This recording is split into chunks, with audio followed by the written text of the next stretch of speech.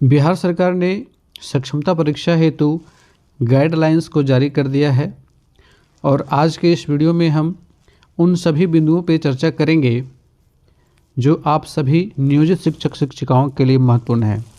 तो जितने भी नियोजित शिक्षक शिक्षिका हमारे चैनल से जुड़े हुए हैं, आप सभी का बहुत बहुत स्वागत है। और सक्षमता परीक्षा से संबंधित जो इंतज़ार था वो अब लगभग समाप्त हो चुका है, क्योंकि जो महत्वपूर्ण तिथियां हैं वो निर्गत कर दी गई हैं। जो आपके सिलेबस के अकॉर्डिंग जो प्रश्न पत्र का संरचना होगा, स्ट्रक्चर होगा, उसके बारे में संक्षिप्त में जानकारी दी गई है। तो चीज़ों को अच्छे से समझिएगा और बहुत ज़्यादा घबराने की ज़रूरत नहीं है, बस थोड़ा सा स्मार्ट प्लानिंग करने की ज़रूरत है और किस प्रकार से आप लोगों को तैयारी करनी है इसके बारे में गाइड किया जाएगा। तो यहाँ पर सबसे पहले देखिए, इस चीज़ को समझ लेते हैं कि जो गाइडलाइन जारी की गई है उनमें किन किन बिंदुओं पर ध्यान देना है, कौन कौन से बिंदुओं को अच्छे तरीके से समझ लेना है। तो सबसे पहले जो संरचना है, यानी कि जो क्वेश्चन पेपर का स्ट्रक्चर रहेगा, उसको समझ लीजिए। तो यहाँ पर पहला पॉइंट दिया हुआ है कि सक्षमता परीक्षा के प्रश्न जो हैं वो बहुविकल्पीय होंगे। जैसे कि आपने ऑब्जेक्टिव क्वेश्चन बनाया है, उसमें ABCD 4 ऑप्शन रहते हैं, ठीक है। तो उसी तरह से बहुविकल्पीय प्रश्न होंगे और प्रत्येक प्रश्न जो है वो 1 अंक का होगा। नेगेटिव मार्किंग नहीं होगी, यानी कि आप गलती करते हैं तो आपके नंबर काटे नहीं जाएंगे, ठीक है। इसके बाद देखिए परीक्षा के विषय क्या रहेंगे। तो परीक्षा के विषय के संदर्भ में कहा जा रहा है कि राज्य के प्राथमिक, मध्य माध्यमिक, उच्च माध्यमिक कक्षाओं के लिए निर्धारित पाठ्यक्रम के अनुसार पढ़ाए जाने वाले सभी विषयों से प्रश्न रहेंगे। अब इसमें कन्फ्यूजन यहाँ हो जाएगा। मान लीजिए कि आप प्राइमरी के टीचर हैं, ठीक है। तो जो प्राइमरी के टीचर हैं उनको ये समझना है कि आपको प्राथमिक स्तर पर जो पाठ्य पुस्तकें हैं, ठीक है। तो प्राथमिक स्तर पर कहने का मतलब हो गया 1 to 5, ठीक है। लेकिन 1 to 5 के बुक से ही सवाल आपको नहीं पूछा जाएगा, सवाल आपके हायर स्टैंडर्ड के होंगे, ठीक है। उसी तरह से जो मध्य लिखा हुआ है तो इसका मतलब हो गया 6 to 8। तो जो 6 to 8 में बहाल शिक्षक हैं, नियोजित शिक्षक हैं, तो उनके लिए 6 to 8 के जो विषय होंगे उनसे रिलेटेड हायर स्टैंडर्ड के क्वेश्चन पूछे जाएंगे। ऐसा नहीं है कि जो 6, 7, 8 में किताबें चल रही हैं उन्हीं से प्रश्न पूछे जाएंगे, ठीक है।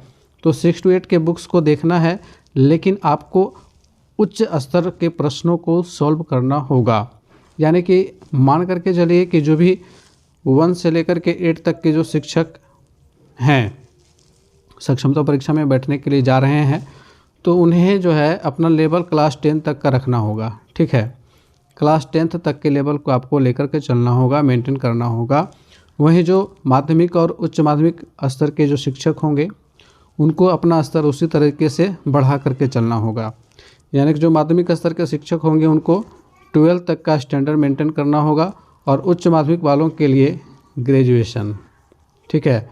तो ग्रेजुएशन तक का आपको अपना लेवल मेंटेन करके रखना है, तभी आपके लिए चीज़ें आसान हो पाएंगी। अब पाठ्यक्रम की बात करते हैं, यानी कि सिलेबस जो हमारा होता है किसी भी एग्ज़ाम का, तो इसके संदर्भ में स्पष्ट कर दिया गया है कि TRE 1 और TRE 2 के लिए जो निर्धारित पाठ्यक्रम है वही पाठ्यक्रम रहेगा। तो आप लोगों ने देखा होगा कि TRE 1 और TRE 2 के जो पाठ्यक्रम हैं वो काफ़ी वास्ट हैं, काफ़ी ज़्यादा डिफ़िकल्ट क्वेश्चंस भी पूछे गए हैं उनसे। फ़िलहाल आप लोगों को टेंशन नहीं लेना है, ठीक है, क्योंकि अगर आप टेंशन लीजिएगा तो फिर चीज़ें गड़बड़ा जाएंगी। आपको बिल्कुल रिलैक्स रहना है, कॉन्फिडेंट रहना है और एग्ज़ाम को लेकर के सकारात्मक दृष्टिकोण रखना है। आप आराम से पास कर जाइएगा, ठीक है। यहाँ पर जो हमारी प्लानिंग होगी उसके बारे में भी चर्चा करेंगे। पहले जो दिशा निर्देश दिए गए हैं उनको समझते चलते हैं। तो TRE 1 और TRE 2 का जो सिलेबस है उसे आप देख लीजिएगा, मैं उसके ऊपर भी डिस्कशन कर दूंगा यहाँ पे। और जो सिलेबस होगा तो 1 to 5 का अलग होगा, 6 to 8 का अलग होगा, 9, 10 का अलग होगा, 11, 12 का अलग होगा, ठीक है। तो सबसे डिफ़िकल्ट सिलेबस माना जाता है 1 to 5 का।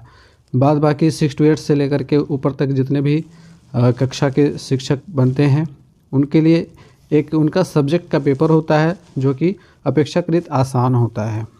अब इसके बाद बात करेंगे प्रश्न पत्र का जो पैटर्न रहेगा।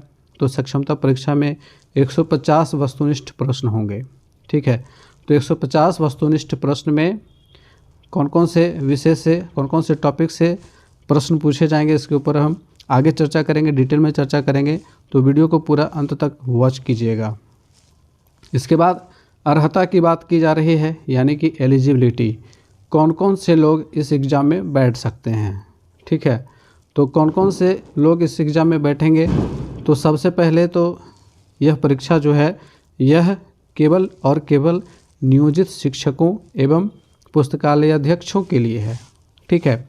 तो जो वर्तमान समय में बिहार राज्य के अंदर प्राथमिक, मध्य, माध्यमिक, उच्च माध्यमिक विद्यालय में नियुक्त एवं कार्यरत नियोजित शिक्षक हैं या फिर पुस्तकालय अध्यक्ष हैं, उन्हीं के लिए यह परीक्षा आयोजित की जा रही है।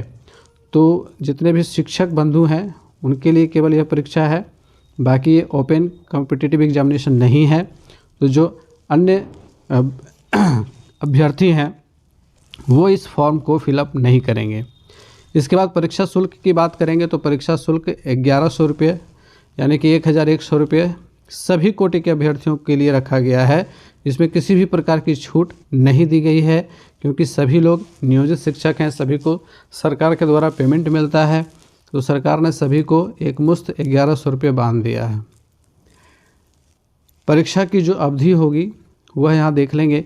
और सबसे जो टेंशन देने वाली बात आप लोगों को लग रही होगी, ये CBT को देख करके, यानी कि कंप्यूटर बेस्ड टेस्ट। यह जो परीक्षा होगी सक्षमता परीक्षा, ये ऑनलाइन मोड में होगी, ठीक है। तो ऑनलाइन मोड नाम सुनकर के ही बहुत सारे लोग भयभीत हो जाते हैं कि ऑनलाइन एग्ज़ाम हम कैसे दे पाएंगे, हमने तो कभी कंप्यूटर को छुआ भी नहीं है। तो इसके संदर्भ में मैं आप लोगों को गाइड करूंगा। और सबसे पहले ये जान लीजिए कि यह जो परीक्षा आपकी है वो 2 घंटे और 30 मिनट की, यानी कि 2.5 घंटे की होगी। 150 मिनट की परीक्षा होगी। तो 150 प्रश्न रहेंगे और 150 मिनट आपके पास रहेंगे। उसी के दौरान आपको स्ट्रेटजी इस तरीके से बनानी है कि प्रत्येक प्रश्न के ऊपर आप फोकस दे पाएँ, ठीक है, टाइम दे पाएँ और आसानी से सारे प्रश्न कर पाइएगा। तो सबसे पहले बात हम करेंगे कि जो कंप्यूटर बेस्ड टेस्ट होगा, तो इस टेस्ट को कैसे आप फेस कीजिएगा, कैसे आप इस एग्ज़ाम को क्वालिफाई करने के लिए सबसे पहले तो ज़रूरी चीज़ हो जाएगा कि आपको कुछ कंप्यूटर की बेसिक जानकारी होनी चाहिए। तो इसमें देखिए बहुत ज़्यादा कुछ सीखने की ज़रूरत नहीं है। और मेरे ख्याल से मेरा ये मानना है कि CBT मोड जो होता है वो पेपर पेन से ज़्यादा आसान होता है। क्यों होता है, मैं ऐसा इसलिए कह रहा हूँ कि जब आप कंप्यूटर बेस्ड टेस्ट पर बैठते हैं तो आपके सामने कंप्यूटर की स्क्रीन होती है, ठीक है, इससे जुड़ा हुआ कीबोर्ड रहता है और इससे ही कनेक्टेड माउस होता है, ठीक है। और आज का जो समय है तो इन 3 चीज़ों से सभी लोग भली भांति परिचित हैं, ठीक है।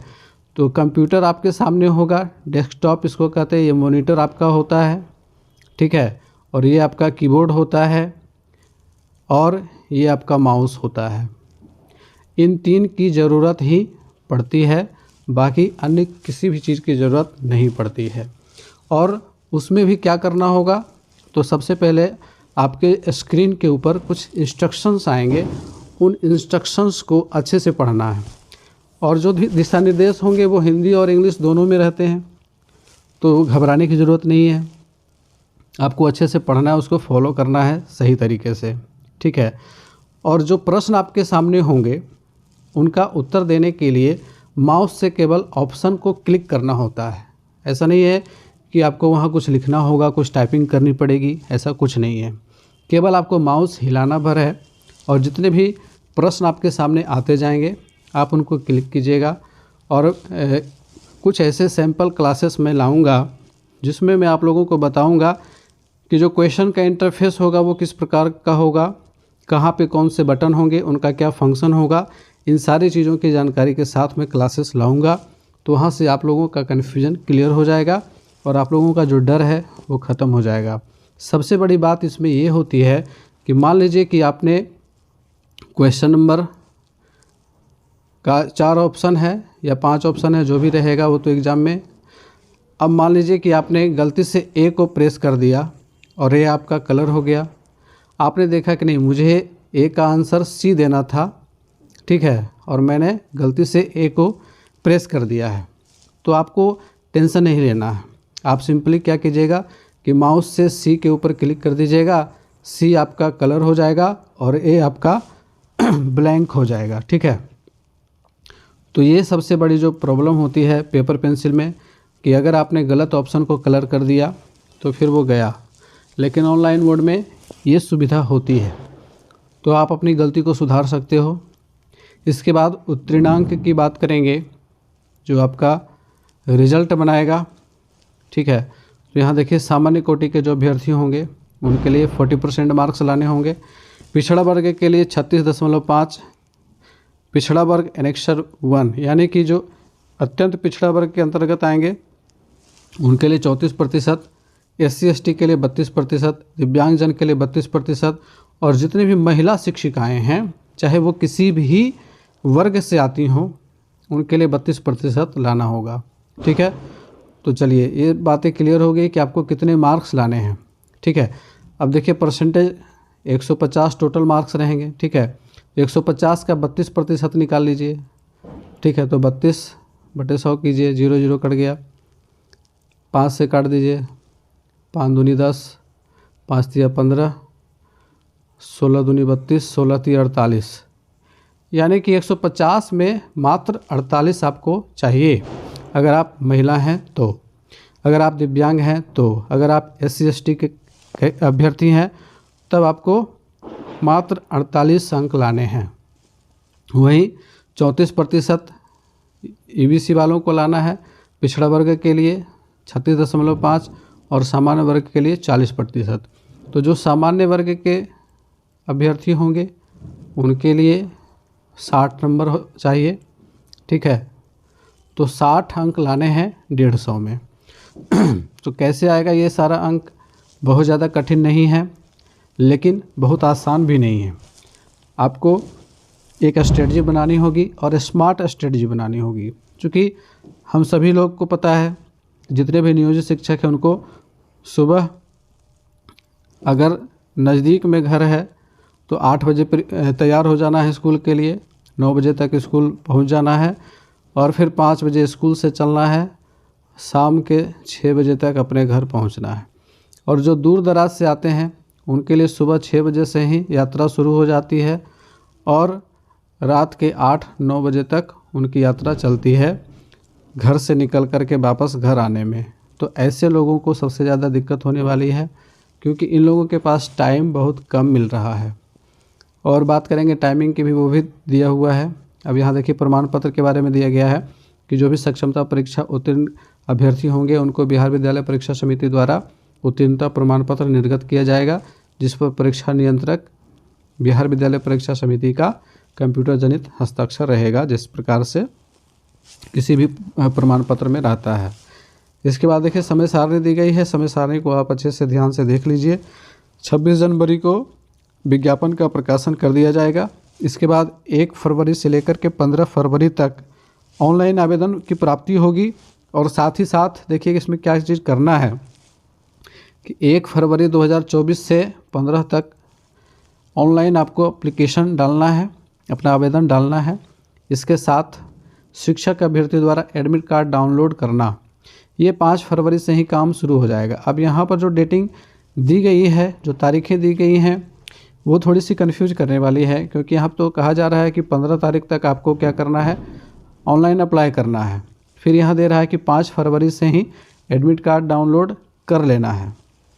और डाउनलोड किए गए एडमिट कार्ड को फिर आपको क्या कराना है, जिला कार्यक्रम पदाधिकारी स्थापना द्वारा वेतन भुगतान पंजी से सत्यापित करके भौतिक हस्ताक्षर के उपरांत अपलोड करना है। यानी कि यहाँ से जो एडमिट कार्ड डाउनलोड होगा उस एडमिट कार्ड को लेकर जाना है जिला पदाधिकारी के पास स्थापना, ठीक है, और वहाँ उनसे साइन करवा करके वेरीफाई करवा करके उस जो आपका एडमिट कार्ड होगा वेरीफाई जब हो जाएगा उसके बाद उसको क्या करना है, फिर से अपलोड करना होगा स्कैन करके। तो ये प्रक्रिया जो है 16 फरवरी तक चलेगी। ठीक है, यानी कि 1 फरवरी से ऑनलाइन एप्लीकेशन शुरू हो जाएगा और जो अभ्यर्थी बाद में अप्लाई करेंगे 15 तक अप्लाई करेंगे उनके लिए हेक्टिक हो जाएगा कि उनको फटाक से एडमिट कार्ड डाउनलोड करना है और फिर उसको साइन करवाना है, साइन करके फिर अपलोड करना है। ठीक है, तो ये बड़ा पेचीदा जो तारीख दी गई है, बड़ी पेचीदगी इसमें भरी हुई है। इसमें 5 से 16 तक जो है दिया गया है ये टाइमिंग, ये बड़ा कन्फ्यूजन वाला है, क्योंकि यहाँ पर तो 15 फरवरी तक आपने दिया है कि ऑनलाइन आवेदन अपलोड करना है, डाउनलोड यहाँ पर अप्लाई करना है।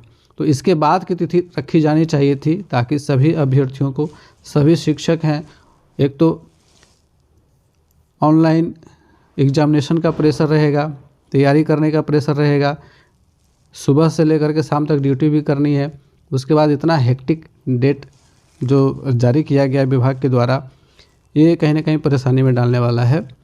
तो इसके ऊपर संशोधन करना चाहिए विभाग को, तिथि में संशोधन जरूर होना चाहिए क्योंकि सेम तिथियां दे दी गई हैं। तो अब देखिए विभाग इस पर क्या निर्णय लेती है।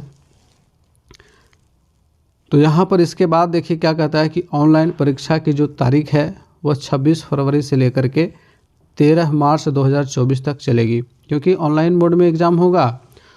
तो चूँकि ऑनलाइन एग्जामिनेशन सेंटर्स में सीटों की संख्या सीमित होती है, कहीं पे 50 तो कहीं पे 100, इस तरह से सीटों की संख्या रहती है, इसलिए एक ही डेट में सभी अभ्यर्थियों का एग्जामिनेशन लेना मुश्किल है।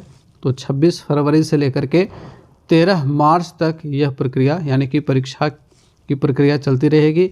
जिन शिक्षकों का, जिन शिक्षक बंधुओं का जो एग्ज़ाम होगा वो नज़दीक में होगा उनको ज़्यादा परेशानी होगी, जिनका बाद के तिथियों में होगा उनके लिए थोड़ा सा मोहलत मिल जाए, थोड़ा सा टाइम मिल जाएगा, है ना।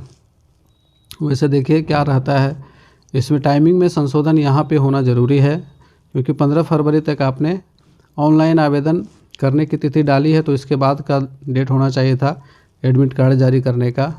वैसे देखिए विभाग इसमें क्या निर्णय लेता है।